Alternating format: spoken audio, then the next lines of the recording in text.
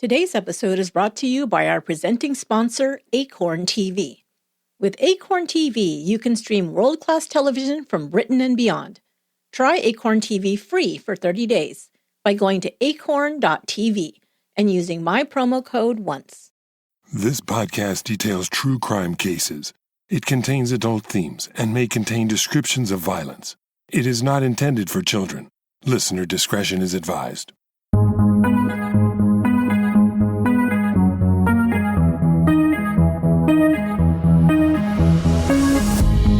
Thank you for joining me for episode 199 of Once Upon a Crime. In 1 week, Once Upon a Crime will hit the huge milestone of reaching our 200th episode. We want to share the celebration with our listeners by putting you on the podcast.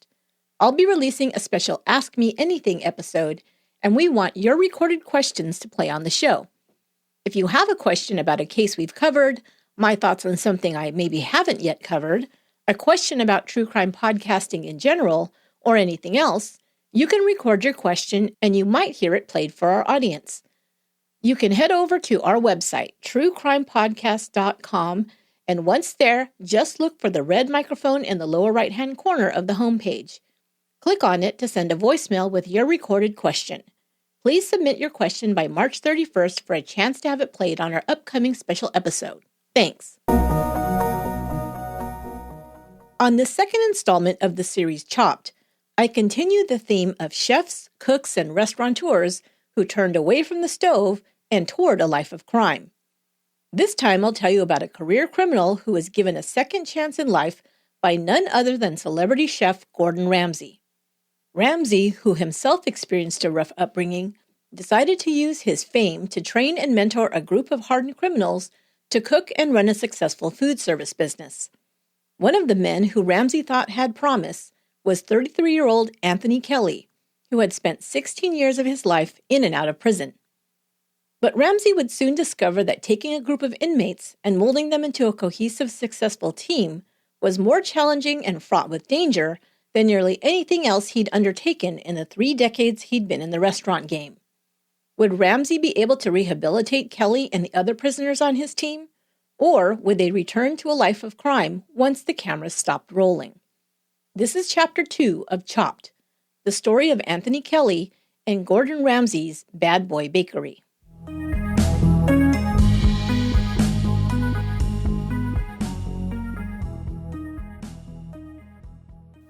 Gordon Ramsay had always believed that if he worked hard enough and committed himself to a task, he could succeed at anything. His hard work and dedication to a life in the kitchen earned him an empire that, as of 2019, was estimated to be worth over $60 million. From kitchen helper to celebrity chef and the owner of over 60 restaurants around the world, Ramsay's restaurants have been awarded 16 Michelin stars, the ultimate mark of culinary success, and currently hold a total of 7. Not only is Ramsay an award-winning chef, but he has also become a celebrity in Britain and beyond, due to a career in television. Ramsay would star in several restaurant rehab and cooking competition shows, a very popular type of reality television, beginning in the late 1990s and continuing today. In addition to all these accomplishments, in 2012, Ramsay decided to take on possibly his most challenging project to date, training and mentoring a group of hardened prison inmates to become a team of cooks. His goal was not only to have them learn to cook and bake, but also to run a successful and profitable bakery business. This do-gooder attitude may seem a bit out of the ordinary if you know anything about Ramsay's reputation as a no-nonsense, foul-mouthed chef with a reputation for harshly berating his kitchen staff at times. However, it starts to make sense once you learn about the chef's own hardscrabble upbringing. Gordon James Ramsay was born in Scotland in 1966. His mother, Helen Cosgrove, was a nurse and the mother of 4 children. Gordon was her second-born. He has an older sister, Diane, a younger brother named Ronnie, and Yvonne is the youngest of the Ramsay children. Gordon describes his mother as a wonderful, hardworking woman who taught him many valuable lessons growing up: to honor his commitments, always do his best, never give up, and do good for others. Helen Cosgrove stood in sharp contrast to Gordon's father, Gordon Sr. The elder Ramsay was a short-tempered alcoholic who never held a job very long. The family found itself relocating often. Ramsay says, "Dad would often have a fallout with someone at work and get fired. And because our home often came with his job, we would become homeless and have to move again." Gordon's family would relocate from their home in Glasgow, Scotland, to England when he was 9. There they would settle in Stratford-upon-Avon. His father was often violent when drunk. Ramsay would later write in his biography titled Humble Pie that he and his siblings witnessed his father emotionally and physically abusing their mother. Gordon Sr. was also a serial womanizer, according to Ramsay.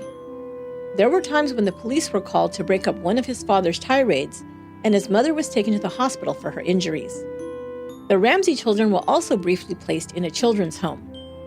About this time in his life, Ramsay wrote, "I will never understand why Mum stayed with him. She deserved so much better and so much more. It still pains me to remember how badly he treated her." Ramsay would say he had no talent in school apart from football. He exhibited a natural athletic skill on the field, and this, he says, was the only time his father showed any interest in him. His father's dream was that his son should play for their home team, the Glasgow Rangers. At the age of 12, Ramsay was a good enough player to make the cut to join the Under-14 League. When he was 15, his father moved the family back to Scotland so Gordon could try out for the Rangers. He was given a trial with the team, but by the time he was 17, Ramsay had already been sidelined with knee injuries. His football career was over before he was 20. At the age of 16, things at home had grown so bad between his parents that Gordon and his older sister Diane moved out and into their own flat. He worked as a dishwasher in an Indian restaurant, while his sister was hired to wait on tables. His father continued to drink and rage out of control at his wife.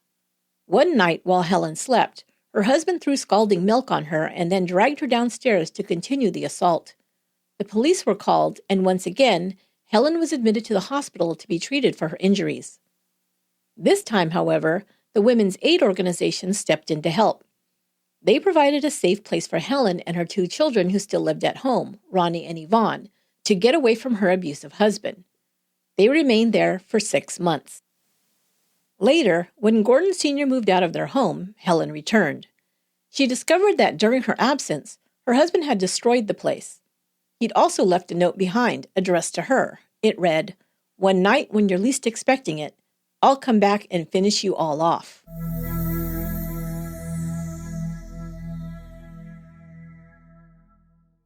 Gordon would later write that having witnessed his father destroy his own life and attempt to destroy his mother's, he became bound and determined to take a different path.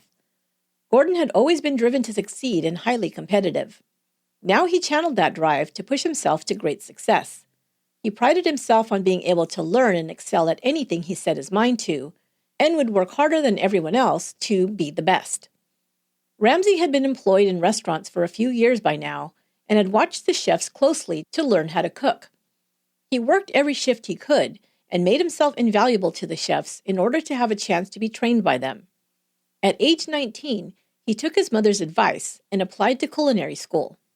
Upon hearing about this, his father ridiculed him, saying that, quote, "cooking was for poofs." Gordon saw little of his father after that for several years, while he studied, and then began working in restaurants in London and Paris.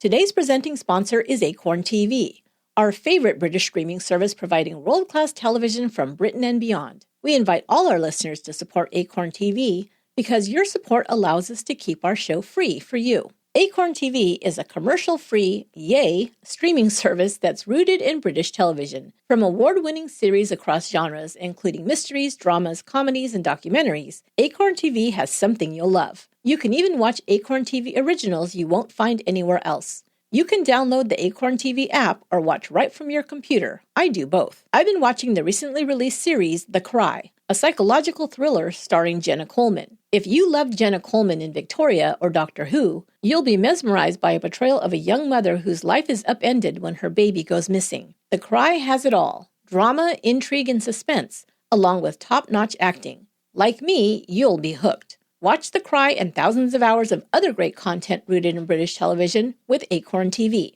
Acorn TV costs a fraction of most streaming services at just $5.99 per month. From all of us at Once Upon a Crime, we thank Acorn TV for sponsoring today's show. Try Acorn TV free for 30 days by going to acorntv.com and using my promo code ONCE. That's ACORN.TV. And don't forget to use my code ONCE to get your first 30 days free.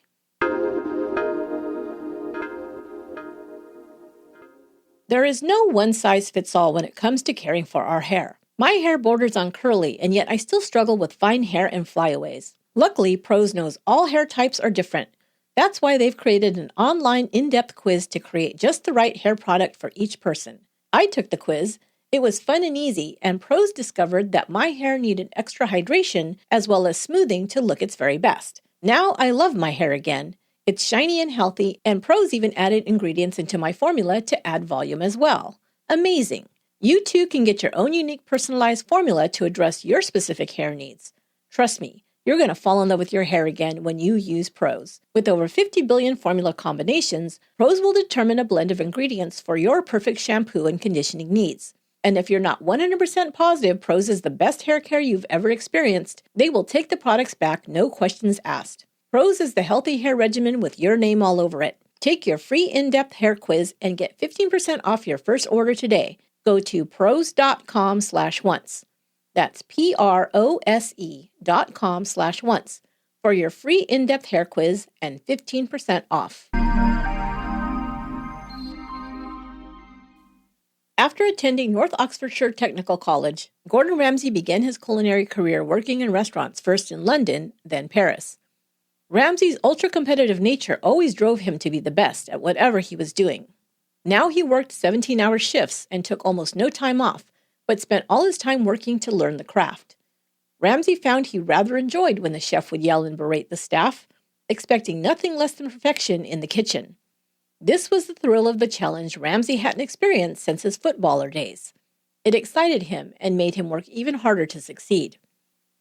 At the age of 19, he worked under chef Marco Pierre White at his restaurant Harvey's in London. Ramsay may have molded some of his fiery behavior in the kitchen from his early mentor. If anything, Chef White's temper tantrums in the kitchen were even worse than what Ramsay would later be accused of. Within 2 years of opening Harvey's in 1987, White had earned 2 Michelin stars. By then, White was feeling important enough to eject paying customers from his restaurant if he didn't like the tone of their comments or dared to ask for anything special. He once assaulted his head chef who was moving too slowly for White's liking, ignoring the fact that the poor man had recently broken his leg. Another young chef had the back of his jacket and trousers cut wide open with a butcher knife by White when he dared to complain about the temperature in the kitchen. It was rumored that White even caused Ramsay to cry on one occasion after he'd been subjected to one of the chef's verbal assaults early in his career. After being put through a rigorous apprenticeship at Harvey's for 2 years, Ramsay decided his next step was to learn the art of French cuisine. Over the next 5 years, he worked at some of the best restaurants in Paris and was trained by 2 Michelin-starred chefs, Guy Savoy and Joel Robuchon. He also worked as a private chef on a yacht as it sailed around Italy. There he picked up invaluable lessons on Italian cuisine. In 1993, Ramsay returned to London to work for Pierre Kaufmann as head chef at La Tante Claire. Just a few months later, he was approached by his old boss, Marco Pierre White, who offered Ramsay the opportunity to become head chef at his new restaurant, Aubergine. Ramsay accepted, and within 14 months of opening, he had earned his first Michelin star. Aubergine became a great success and one of the most sought-after reservations in the city. Ramsay began to make a name for himself as the press clamored for interviews with the young chef who was praised for superbly executed modern European dishes at a reasonable price. But perhaps Ramsay's greatest reward at Aubergine happened on the second night it opened. A young Montessori teacher, Cayetana Hutchison, was dining with her parents when the chef spotted her. Ramsay struck up a conversation, and eventually she agreed to go out with him. In 1996, Tana and Gordon wed. They would have 5 children together. In 1998, Ramsay opened his own restaurant, Restaurant Gordon Ramsay, at Royal Hospital Road. Ramsay had become close to his father-in-law, Chris Hutchison, who he often consulted on matters of business and finance. Hutchison helped him to secure the funding he needed for his first restaurant, and Ramsay would later appoint him as chief executive of Gordon Ramsay Holdings Limited. In his position, Hutchison would oversee the business dealings of Ramsay's restaurant and media empire. Ramsay probably was grateful to have a male family member who treated him like a son, showed him respect, and offered sound help and advice. Since the time he was a kid, Gordon had to navigate life on his own with his own father of little help. It must have been a great feeling for Ramsay to have a solid father figure in his life for the first time. As Ramsay became a father himself, he would reflect on his own upbringing, saying, "I could never see myself behaving the way my father did when I was a child. I want to be a role model for my children and have them look up to me." Gordon Ramsay Sr. died in 1997 of health issues related to his drinking. He didn't live long enough to see how successful his son became in his career as a chef, a job he had ridiculed. Ramsay had begun speaking to his father shortly before his death and had even reserved a special table for him at his restaurant. But sadly, his father became ill and died before this could happen. Ramsay himself rarely drank and never touched drugs. His younger brother Ronnie began abusing drugs as a teen and would later acquire a heroin habit. Gordon, his mother, and his sisters all tried to help Ronnie over the years. Gordon would describe their attempts to help his brother as a never-ending cycle, with Ronnie relapsing, his family stepping in once again when he was sick or in trouble, only to see him return to drugs and a life on the street. But Ramsay's own life continued on an upward trajectory. In 2001, he received his third Michelin star. He opened several more restaurants and eventually branched out to other countries, including Italy, Canada, the United States, Japan, Australia, and China. Ramsay won numerous prestigious awards and was appointed Officer of the Order of the British Empire by Queen Elizabeth II in 2006 for his service to the hospitality industry.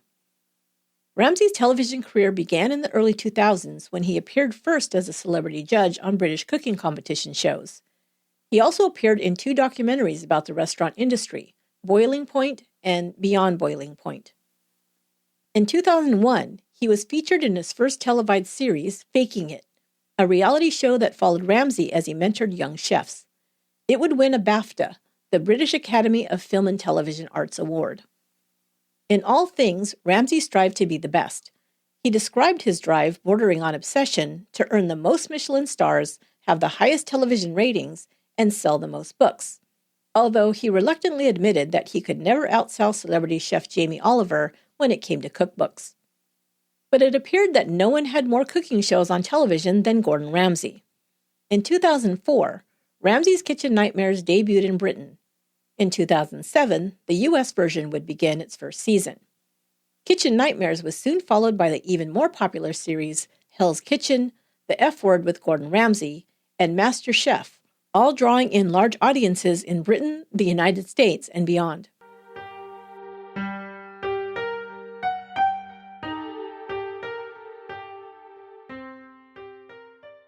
In 2012, Gordon Ramsay's 4-part series, Gordon Behind Bars, aired.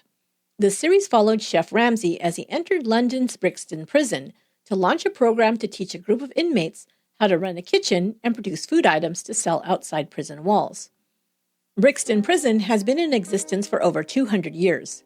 Originally built in 1820, it's historically been plagued with problems like overcrowding, vermin infestation, and harsh treatment of its prisoners.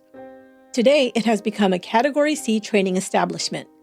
Inmates are offered a range of educational and training programs like information technology, social and life skills, and art. However, it still contends with typical prison issues like overpopulation, mental health needs of prisoners, drug abuse, and violence. After overcoming the hurdle of convincing prison administrators at Brixton to allow him to offer the experimental program, Ramsay interviewed 22 inmates, giving them a shot to work with a celebrity chef in the prison kitchen. The inmates Ramsay selected to interview were incarcerated for a variety of offenses, including burglary, theft, robbery, and bodily harm. Of the 22 interviewed, 12 were chosen to take part in the 6-month program. Some of the original 12 inmates selected were Andrew Inslee, who was serving a 15-month sentence for burglary, and Tesfa Jones, who began his life of crime at age 12 after enduring a childhood of hardship. Jones was serving a 3-year sentence for robbery and attempted burglary. Another man selected for the program, Paul Wyatt, was convicted of burglary and sentenced to 8 months in prison. Wyatt was a heroin addict who required a daily dose of methadone while incarcerated. Jerome Samuels was just 22 years old, and Gordon saw potential in the young man due to his intelligence as well as his youth. But like many younger men who enter prison, Samuels frequently acted out angrily and aggressively with other inmates and staff. This was perhaps partially out of fear and partially out of the need to prove himself tough so as not to become a target of more seasoned inmates. Within a few days of being selected by Ramsay to work in the kitchen, Samuels was kicked out of the program by prison officials for verbally assaulting a female officer. Ramsay went to bat for Samuels, expressing his belief that the young man should be offered a chance to prove himself in the program. Gordon believed this would help Samuels gain skills as well as self-esteem and perhaps result in mitigating his behavior issues. Ramsay believed Samuels could be reached and result in a different outcome for his future, pointing out that he was just 22. But the prison administration disagreed, instead transferring Samuels to a maximum security prison. Ramsay was frustrated by this decision and upset over losing who he believed was a promising young man. But one inmate Gordon Ramsay chose as part of his kitchen team was 33-year-old Anthony Kelly. Kelly would become a standout figure during the 4-episode series. He was charismatic and described by Ramsay as having the gift of gab. However, Kelly's Cockney accent sometimes made him difficult to understand, even by the show's producers.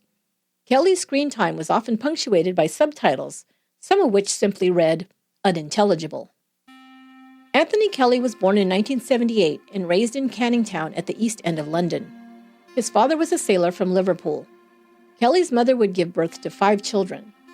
I didn't say raised 5 children, because according to Kelly, both of his parents were severe alcoholics who neglected their children and rarely gave time to even their basic needs.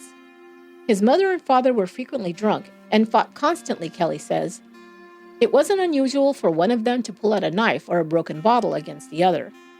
They not only brandished these weapons, but also used them to injure one another. Once, Kelly recalled, his mother placed a hot iron on his father's back while he slept.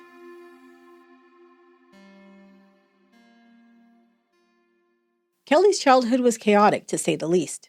The Kelly children were left in squalor and often hungry. Anthony, or Tony as he's called, began running the streets, pinching items to sell for a few coins in order to eat. He soon began hanging out with a tough crowd. At the age of 7, Kelly says he began smoking puff, and by 10, he was using cocaine. He would steal painkillers from his mom to get high, and also to share with his new friends. Starting at around age 10, Kelly was picked up for petty crimes. When social workers realized the bad environment he and his siblings were subjected to, they were placed in foster care. Kelly ran away from these group home placements dozens of times, often landing back in a juvenile lockup facility. Other times, he found himself sleeping on the streets and stealing to survive. When he was just 12 years old, Kelly's mother died from an alcohol-related illness. She was just 39. At 15, he served his longest sentence yet in a young offenders institution, incarcerated for theft.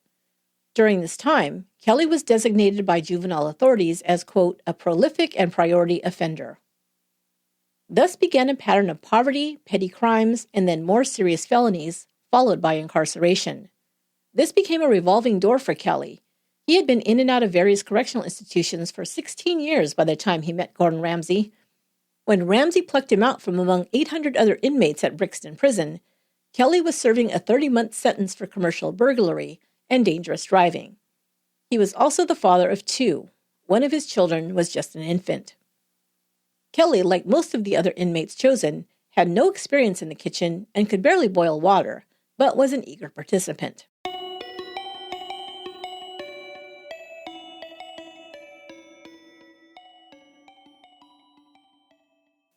When Gordon Ramsay arrived at Brixton, he told the inmates who would make up his kitchen team that he had also grown up in a dysfunctional household. He could have followed in his father's footsteps and become an alcoholic, or he could have coped like his younger brother did by becoming a heroin addict, Ramsay said, but he decided at a young age to go a different way. He learned to cook, worked hard at his craft, and parlayed his kitchen skills into a profitable business that afforded him a good life. He told the men standing in front of him that no matter where they were in life or what their past history, he believed they could also choose a different path. He was willing to help them succeed if they were willing to commit to the program and put in the work. Ramsay told his team that they not only would become competent cooks, but would be guided to launch a successful and profitable business. They would sell their wares outside of the prison walls, Ramsay explained. The profit would be used to keep the program going and perhaps lead to a culinary career for those who wished one. Problems cropped up right away in the kitchen. The inmates were not used to putting in a full day's work. Some said they had never held a legitimate job in their lives. They were also not used to working and cooperating as part of a team. Immediately, some of the men began clashing with each other. Ramsay had his hands full, not only teaching kitchen skills, but also refereeing fights and arguments. He also spent a fair amount of time and energy butting heads with prison authorities and the governor, whose permission he needed to do almost anything inside Brixton's walls.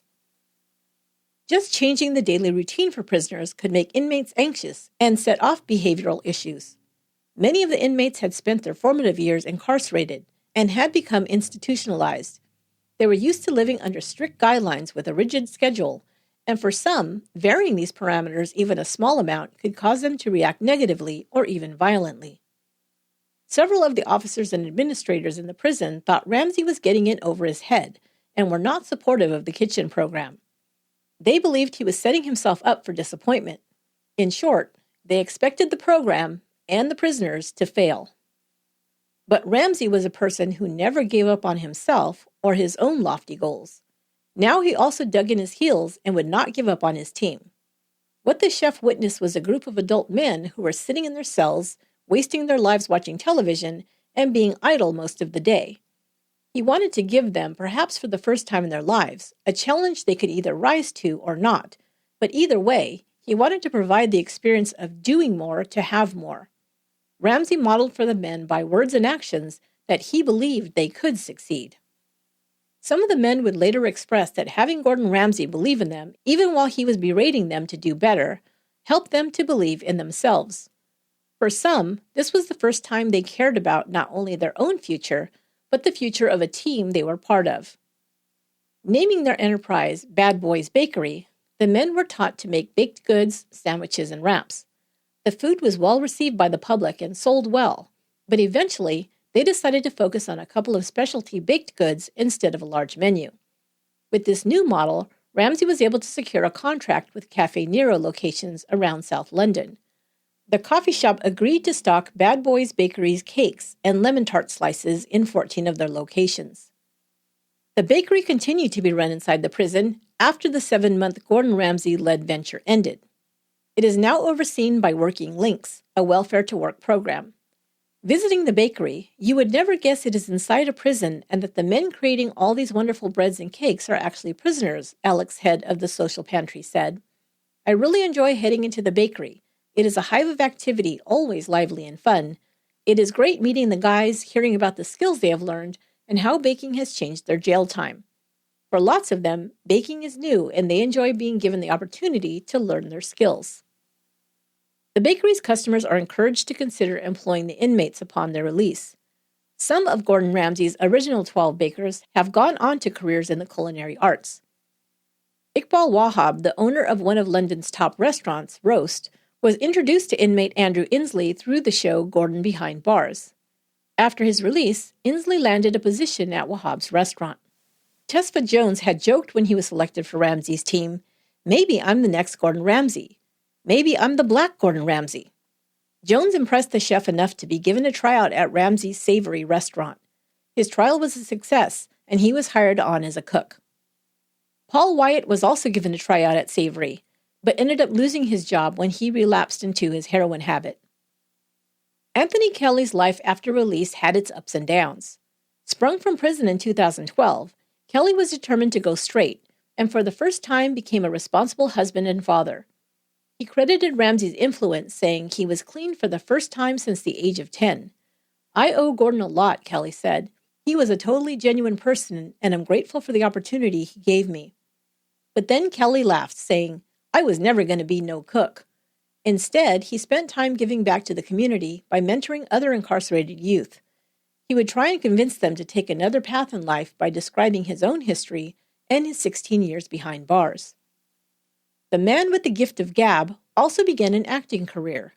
He first volunteered with the Theatre Royal in Plymouth as part of a rehab program. The staff soon asked him to audition for a play they were staging. Kelly discovered that he loved being in front of an audience, which is pretty obvious once you watch his antics in the television series. Kelly stayed out of trouble for about a year before being arrested in January of 2013 for burglary and auto theft. He was jailed for 120 days for the burglary and given a 60-day suspended sentence for the theft of the car. He spent more time in a rehab program but struggled to remain sober. In June of 2014, Kelly, now 38 years old, was arrested after a botched burglary that ended in a police chase. He and another man were caught attempting to break into a building contractor's yard. When the police arrived, Kelly jumped into his car and fled, breaking several laws in his attempt to outrun the cops. His driving became so dangerous that police gave up the chase and arrested him later, something you rarely see here in the U.S., but is so much more sensible. He pled guilty to attempted burglary, dangerous driving, and driving while disqualified, which I believe in the U.S. would be called driving on a suspended license. For all that, Kelly was only given a 40-day jail sentence. Upon being informed that his one-time protege had returned to a life of crime, Gordon Ramsay said, "It's sad to learn about Anthony, who I've kept in touch with since the program ended, and who had been doing so well. Unfortunately, this is the challenge this sort of project faces, and shows the level of support required to help those leaving prison get back into society and become active contributors. However, it doesn't mean we should give up, and I'm delighted with the positive effect of the bakery. More than 60 people have been part of it, and only 3% have reoffended within a year of leaving custody, compared to the national average of 47%.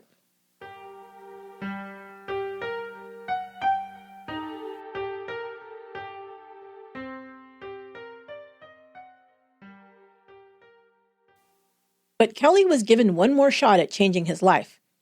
This time, counselors with the Anchor House program stepped in and offered to pay for a rehab program and counseling for Kelly. He successfully completed the program and once again began acting at the Theatre Royal. Kelly was also hired to work for the St. Giles Trust in 2015. He was assigned to work with other ex-offenders in their rehab program. Kelly became a coach and counselor to young men, many who had experienced similar challenges as Kelly: dysfunctional homes, family violence, and drugs and alcohol. As of this writing, Anthony Kelly is still doing well and seems happy and healthy. He's enjoying his children and is keeping himself busy during Britain's COVID lockdown. According to his Facebook page, Kelly contracted COVID last year, but has recovered, although he still is experiencing some breathing issues.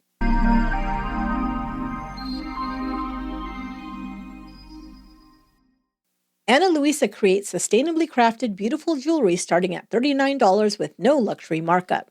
Ana Luisa offsets 100% of their carbon emissions when creating their jewelry, starting with recycled materials whenever possible and small batch designs that are kind to the earth. And guys, I love my Ana Luisa jewelry. The look and feel of every piece is high quality and just gorgeous. I also gifted a friend a delicate set of Ana Luisa gold earrings. She's not taken them off since receiving them and says they're her favorite pair of earrings. So whether you want to treat yourself or purchase a really special gift for a loved one, go to analuisa.com/once and use my offer code ONCE to get 10% off. I highly recommend you check out Ana Luisa Jewelry. They are a wonderful brand making beautiful, sustainable jewelry. That's analuisa.com/once. And don't forget to use offer code ONCE for 10% off your entire purchase. analuisa.com/once. I'm somewhat of a tea connoisseur, which is to say I just love tea, and I'm always looking for new blends. That's why I'm so glad I've discovered Plum Deluxe Teas. Plum Deluxe is a family-owned premium tea company. You can really see and taste the care and dedication that goes into each tea blend Plum Deluxe offers. Everything is made and shipped from Portland, Oregon. Many of their ingredients are even sourced locally. Plum Deluxe uses quality ingredients and makes all their teas in-house, unlike most tea companies. Some of my favorite Plum Deluxe tea blends include their Reading Nook blend with rose, lavender, and chamomile, and Full Moon Chai, a vanilla butternut masala chai. And I can't wait to try their Lucky Irish Breakfast Black Tea, a vanilla almond and chocolate blend. Order this one soon, though. It's only available during the month of March. You gotta go to plumdeluxe.com/once and check out the photos of each blend. So many to choose from, and they look and smell and especially taste awesome. You'll become a tea connoisseur too.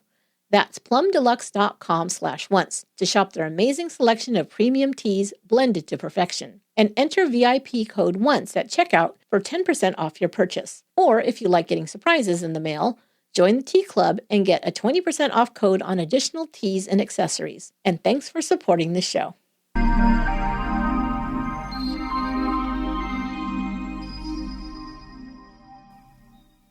This story was a little different than most I cover. No murders and only what we might call minor crimes. But I found it interesting because I have also worked inside the correctional system. Many of the challenges Gordon Ramsay faced while working inside the prison were familiar to me. Watching the series Gordon Behind Bars brought to mind many of the themes I witnessed firsthand while working behind bars myself. I thought I'd share some of these insights and observations with you before we end this episode.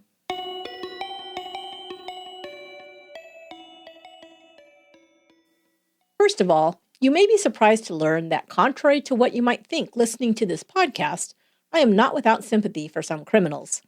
Of course, on Once Upon a Crime, I share with you cases of some of the worst criminals, and for many of these perpetrators, I have no sympathy.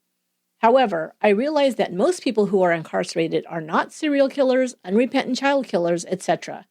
The majority of those who find themselves serving jail or prison sentences have likely committed drug offenses, financially motivated crimes like burglary and theft, simple assaults, etc. What I've learned in studying and researching the people that make up the majority of crimes committed is that a significant percentage report family histories of one or more of the following: poverty, drug and/or alcohol abuse, absent or inconsistent parenting, physical, emotional, sexual, or other forms of abuse, or family violence. I've held positions in juvenile correctional facilities as both a teacher and a counselor. Nearly all the children, teens, and young adults I've worked with had experienced one or more of these factors.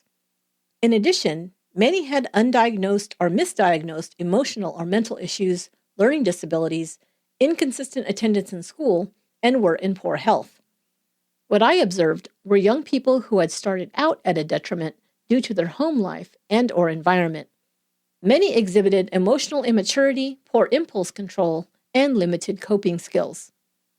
These are some of the same behaviors I witnessed exhibited by the inmates in Gordon Behind Bars. Gordon Ramsay often exclaimed how childish the men were, squabbling about petty issues, complaining about insignificant matters, and reacting in anger to perceived slights. A sign of emotional immaturity is being unable to communicate your needs effectively, instead resorting to acting out in anger and/or displaying a fight or flight response.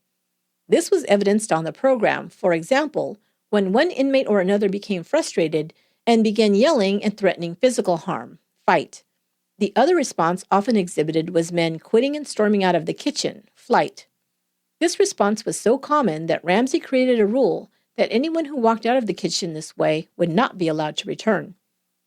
Many of these men had lived their lives in survival mode, experiencing life as dog eat dog, and had come to believe that only the toughest survive. Most had no experience being part of a team, working cooperatively, or looking beyond their own interests. To make the business a success, each had to sacrifice their individual immediate needs and instead focus on the long-term goals of the group, perhaps an unfamiliar concept. The practice of delayed gratification takes a higher level of emotional maturity as well. Some of the other, lesser complex, yet sometimes more frustrating challenges that Ramsay faced were also very familiar to me from working in correctional settings. The kitchen knives were all stored in a locked cabinet with outlines traced around each one, so it was immediately apparent which were missing at any given time.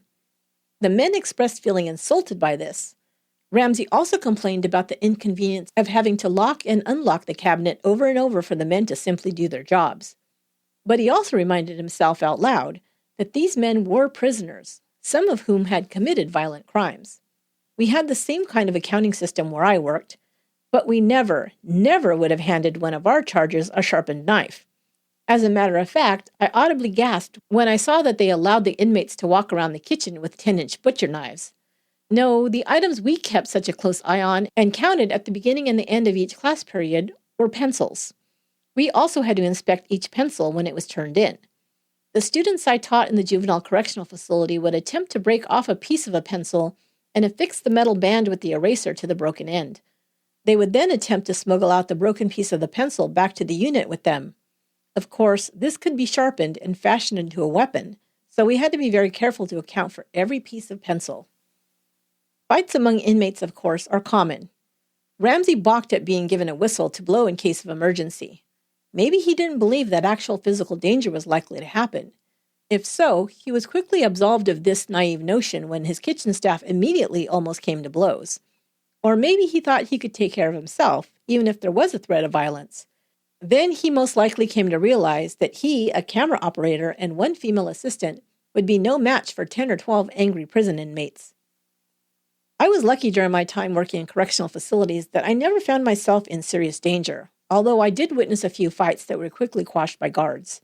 I spent much of my time in the classroom. Oh, by the way, I was locked in with the inmates just like Gordon was in the kitchen, and kept a sharp eye out for any tense energy that might arise between inmates. I frequently employed distraction and de-escalation techniques to keep the environment as calm as possible. Finally, one of Gordon Ramsay's greatest frustrations, it seemed, was having to negotiate around prison staff and administrators. There are many wonderful people working in correctional settings who are dedicated to their jobs. However, in my experience, there are a couple of different personality types who work in these settings, some of who are more effective than others. One type, which was evidenced by the guard at Brixton who oversaw one wing of the prison, is the cynical naysayer.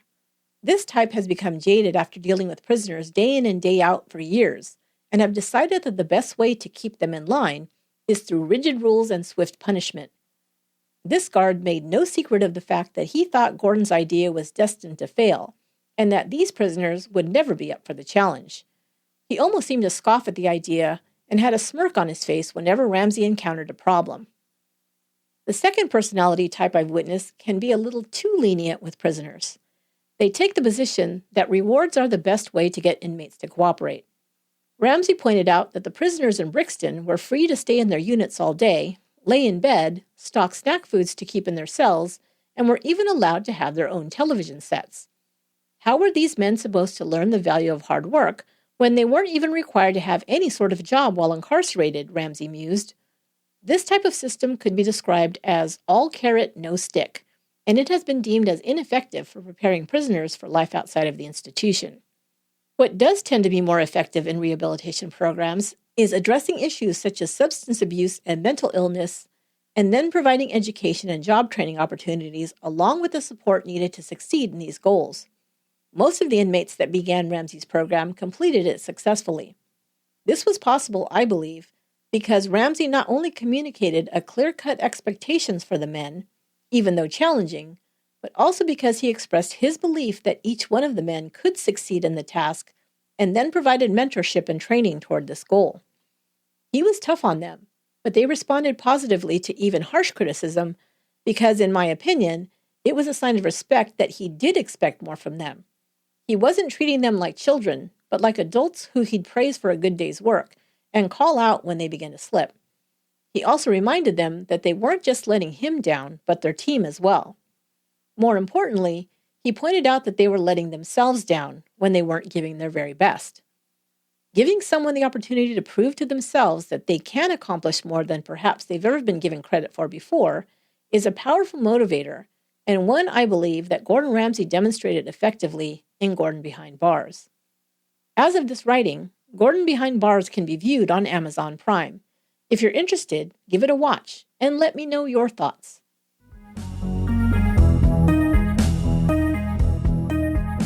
That will do it for this episode of Once Upon a Crime. Once again, we'd like to thank our presenting sponsor, Acorn TV, world-class television from Britain and beyond.